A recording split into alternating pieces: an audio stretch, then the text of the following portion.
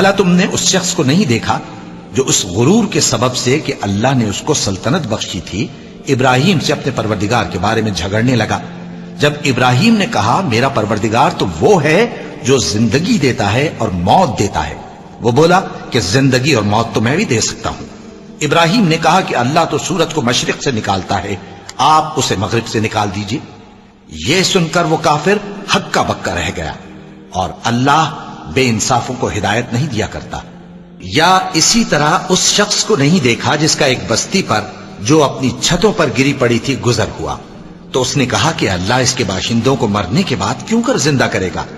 تو اللہ نے اس کی روح قبض کر لی اور 100 برس تک اس کو مردہ رکھا۔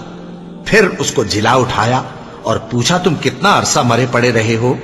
اس نے جواب دیا کہ 1 دن یا اس سے بھی کم۔ اللہ نے فرمایا نہیں بلکہ 100 برس مرے رہے ہو، اور اپنے کھانے